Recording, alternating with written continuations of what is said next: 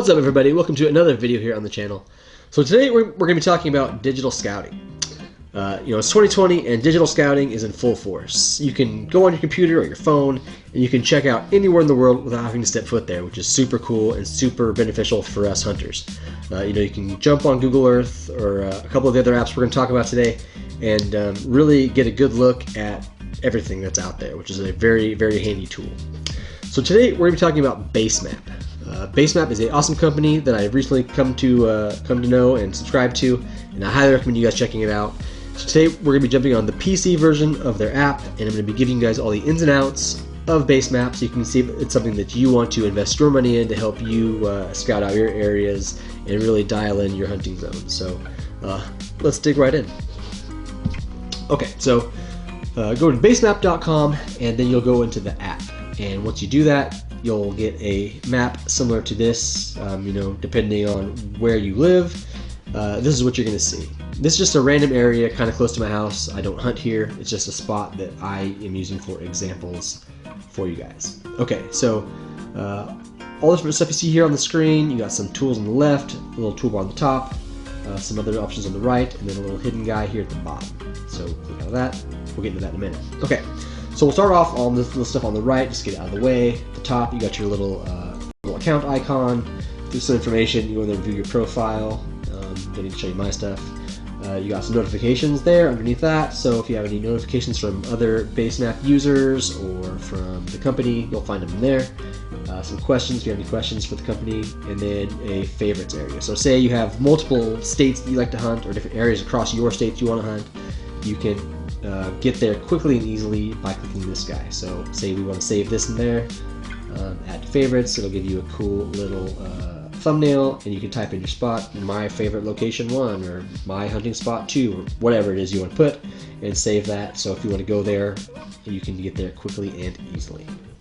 Below that, simple navigation tools, zoom in, zoom out, find your spot, your little guide to get a street view or whatever, or you can go, if someone's been there, you can check out that there. See, boop, someone's taking some pictures there, taking some pictures there. So that's how that guy works. Super cool. Okay, moving on. On the left-hand side is where all of the main tools are. So you have your search, pretty self-explanatory. Everyone knows how to use a search. Salt Lake City, boop, click that, boom, it'll zoom you there. Pretty simple, quick and easy. I don't think I need to explain that one, hopefully. Alright, so then below that you have your tools, which we'll dig into, layers, friends, import, export, and settings. So I think what we'll do is we'll dig into the layers first so you can get a good look at all the stuff that the map has to offer as far as just the location, not other things. So click on the layers, and the first things at the top are all the different layer options, your active layers you have going, which I have pretty much all turned off now, and then your favorites, which we'll dig into in a minute. Those are all my favorites there that I like to use. So one at the top is your imagery and topography. This changes your basic look of your map. So the first one that you're going to have on there is the Google imagery with labels. That's just this here. It's just pretty much Google Earth is what you're looking at, with all the land parcels divided. And then below that, high-res imagery. That one's pretty similar, just changes a little bit of the look, and you get some different options in there. I personally like to stick with the Google imagery with labels. I have that one of my favorites. Next one down is the high-res topo satellite. That one just gives you your topographical lines. You can get a semi-better look at the lay of the land. I don't really use that one very much. This one's by Basemaps. It's pretty much just like looking at a paper map. You lose all of the Google imagery, or satellite imagery rather, and you get just your topographical lines and land contours and stuff like that. If you're into fishing, they've got some fishing stuff for you there. I'm not going to dig into those. I'm not going to dig into a lot of these, just because we'll be here forever, and you'll probably get bored to tears watching this video. So I'm going to try and speed through so we're not here all day watching this. So the one that I like to use is the Google Terrain. That just gives you a really good in-depth look at all the different contours of the land, and gives you your topographical lines and just everything. So I can toggle between that and the Google imagery with labels. I have those two saved in my favorites, which you'll see up here. So I'll just toggle back and forth so I can get a better look. Like, okay, there's that canyon there. Oops, got that. Come on, there we go. And yeah, so on, you get the picture. Okay, moving on. Layers. So once you get your actual map layers figured out, which ones you like to use, then you can move on to the land icon or the land tab down here. And this is where you're going to get your different parcel ownerships, government stuff. This will make sure that you're not trespassing on other people's lands. So really cool info in here. So we'll click on the nationwide parcel ownership. We'll zoom out a little bit so you can see.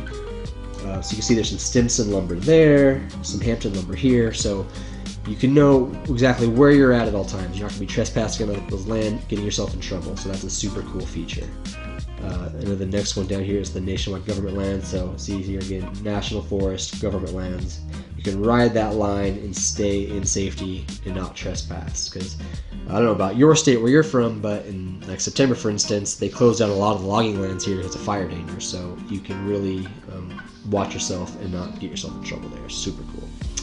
You also have your nationwide wilderness areas, and you have some other state boundaries, and anyways, all sorts of stuff. We're not going to dig through all of those. You guys can do that on your own time. I'm just giving you a good look at what all the options are there. Okay, so got that. And if you're into fishing, you got a bunch of different stuff for fishing for you. I'm not going to dig into that today. And then your roads and trails is another good one too. Let's get rid of this real quick so you can see better. Okay. So roads and trails is a really cool one. I highly recommend you check this one out. This one gives you a better look at all of the roads in the areas you're going to be going in. So you can get a really good look at how you're going to be entering and exiting your hunting areas.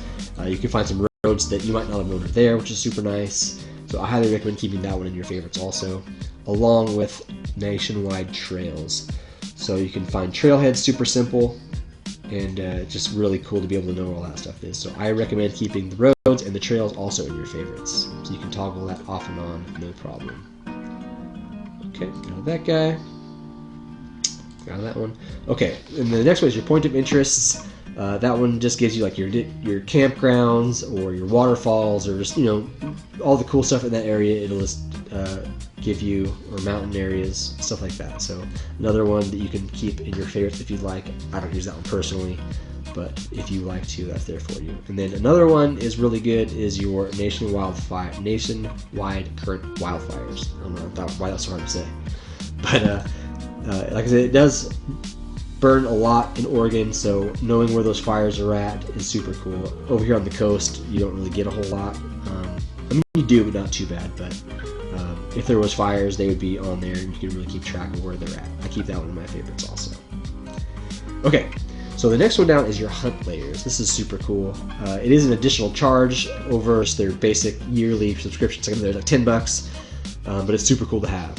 What it is we'll go down to my state, which is Oregon, and we'll be doing Roosevelt's first. Okay, so we'll click that on, and it's in my favorites. And then that pops up another bar up at the top for you.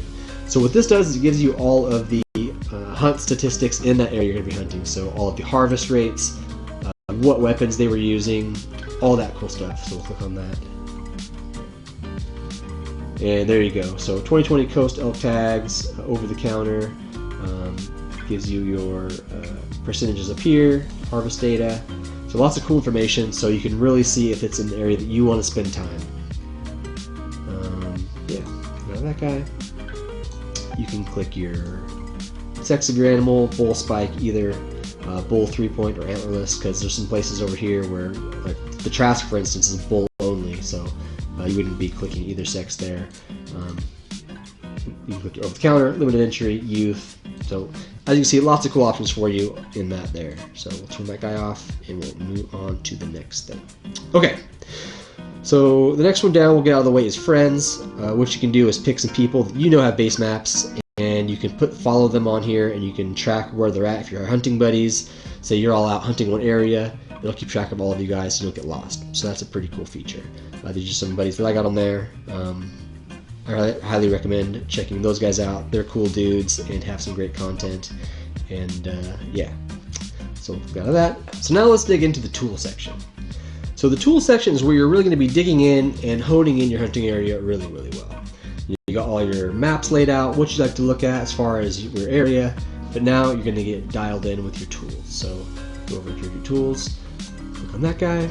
So basically this and this up here are the same thing. This is just a quicker way to get to it in the PC version, but we'll just go over here. So click on your tools, and then as you can see, as you're scrolling around, the latitude and longitude are changing, so you can really get a good idea of the area, how high you are up, or how down in the canyon you are, and we'll click on that. Okay, got your spot locked in. Now you can go ahead and change your name to whatever you want. It's just default marker 6, because I have some other markers lined out right now elsewhere, so that's marker 6. What are we doing out there? We're doing some hunting, but as you can see, there's a bunch of other options too: transportation, shelter, hiking, so on and so on. So like I said, we're doing some hunting out there. And now we can choose what it is that marker is for, and they have a ton of cool options on here for you. So you have a blind, you're tracking some blood, you got a feeder out there, food plot, glassing point, all sorts of different options for you to check out. You're hanging some trail cameras out there, you keep track of all your trail cameras, tree stands, wallows, lots of cool things you can do as far as your markers and reminders for you guys. So we'll go ahead and save that one there. Okay. And you can also say you are out cruising around and you see some elk. Click on that guy there, and we'll go to hunting again, or no, wildlife rather. And they have a ton of different options for you as far as animals: antelope, bear, grizzlies, bison, caribou. Wherever it is you're hunting, they pretty much got you covered as far as animals go. So you can mark what you're seeing as you're seeing it, so you get a better idea of what is living in your area. So that's a super cool option. Alright, let's get rid of these guys. I'll just leave them there for now. Okay, save changes. New marker. Okay. So now that you got some idea of your markers, what you can do with those, now you can kind of play around with some other stuff. Let's draw some objects. You can draw lines, shapes, circles, so you can get an idea of how far things are away. So say you're here, you want to walk down to this road, it'll give you that distance. That's 402 yards with a 276 foot elevation gain. So that's a super cool option. So you can kind of keep track of how far you need to hike or walk to your car, or whatever. Lots of different options you can use for the lines. No more lines, stop the lines. You can do random shapes. So like you're scouting different areas, you can do that. Like you're going to be scouting this area today, or you shot an animal and you've searched that area. Lots of cool options. Stop making lines. Cut it out. All right. Undo. There we go. Or you can do circles, all sorts of different stuff. You can name your shapes, add notes of what that's for. I'm sure you can think of lots of cool things to do with those options there. You got your tools, different stuff you can do with the tools. Okay. So this down here, you can go to your favorites, check out all the pictures you've taken. You can go to all your different markers, your different tracks.